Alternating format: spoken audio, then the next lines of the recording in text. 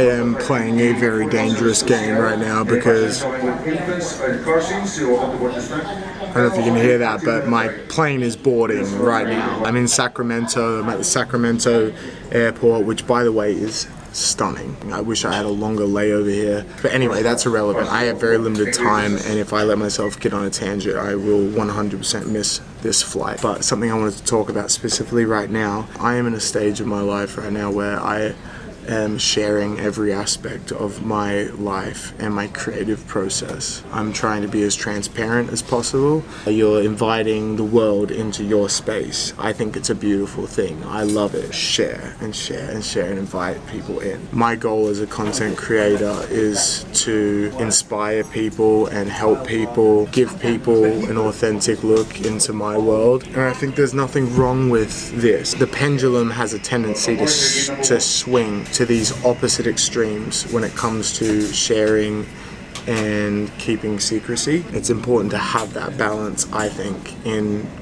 your everyday life. Creating everything from a place of rest, having sacred space that no one sees, and then having the wisdom to use discretion with what is important to share with the world and include people in, what is important to keep sacred, just not arbitrarily throwing everything onto the internet, which is something that I almost ran the risk of doing. I was just in the zone, with just like filming everything, uploading everything, not worrying about the consequences of that. So just bear with me here for a second, because I have to force myself to. I need to get on this plane before I get caught up talking to you lot. Of course, I lost my boarding pass. Thanks, mate. Thanks, bro. Have a good day. Alright, cool. Didn't miss my flight. Hi, how are you?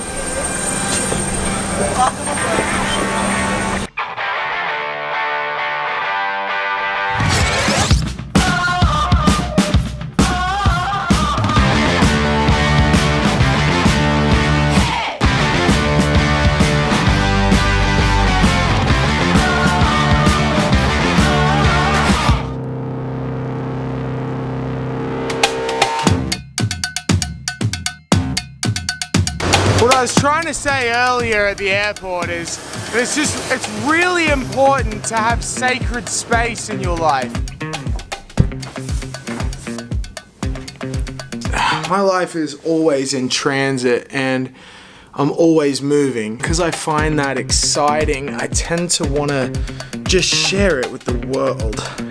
That's why I truly believe it's important to compartmentalize your life. Most people have a public life and a private life, a work life and a home life. But without clear boundaries of what those are, it can be easy to blur the lines and you could suffer detrimental consequences to your mental health and clarity. It's easy to keep moving, keep sharing, keep distracting myself, but that's not healthy. So I'm going to share with you 3 things that I use to balance my life in transit with my life of quiet. Number 1, create a clear and intentional space that's sacred. This could be a bedroom, an office, or even just a nook in your workspace. It's something that's set apart to be a safe place. It's a designated spot to think about other things other than work. It could be a place to watch Netflix or read a book. There's no wrong answers here. The point is to just do something that lets your brain decompress a little bit. Number 2 is to use discretion. I used to think that using discretion meant doing your best to not offend people, which really is not my strong suit at all. But it's actually far more powerful than that. See, discretion is a choice and a privilege that comes with responsibility. It's a decision to do something not based off of desire, but based off of what's the right thing to do. For me, it just means taking responsibility for what I release, what I create, and what I keep private. And it means also having an awareness and a willingness to learn when it doesn't quite go how I intended it to go. On the weekend, I uploaded a video to my IGTV talking about an example of how somebody has seen what I made and completely missed 100% of my intention behind it and made a judgment based off of how I portray myself online. And what they said about me was not pleasant at all. It was I mean, some of it was pretty brutal. Just because you have abs doesn't make you a model. You're not even hot. It's brutal. And I had a choice. I could either be frustrated that they completely missed the point of what I'm always trying to say, or I could try and understand how I may have failed as a communicator and how I could maybe do better next time. There may be nothing wrong with what I'm showing, but the person who's receiving it may not receive it well. Obviously you can't please everyone, but discretion is really about getting to choose who you want to focus on and who you want to just not worry about.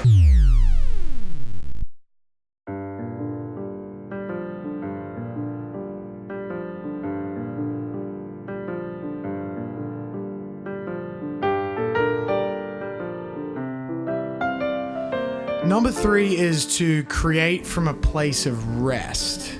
This whole no days off generation that we live in has some merit to it.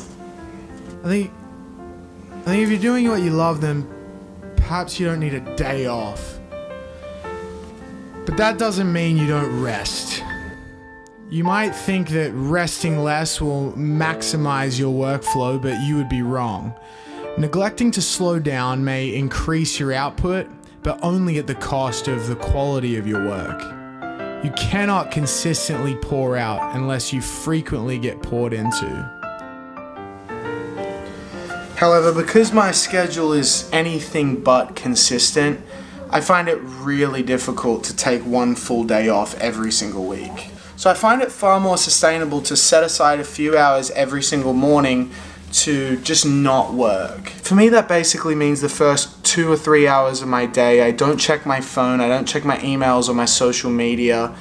I try to just read, meditate, be present, journal, or maybe watch something that'll inspire me. But I try to be in a moment and intentional about that moment rather than doing something for the future. This is the kind of example where Netflix and chill isn't a lazy distraction, but an intentional and beneficial action. Because if you love what you do, then you can forget to slow down.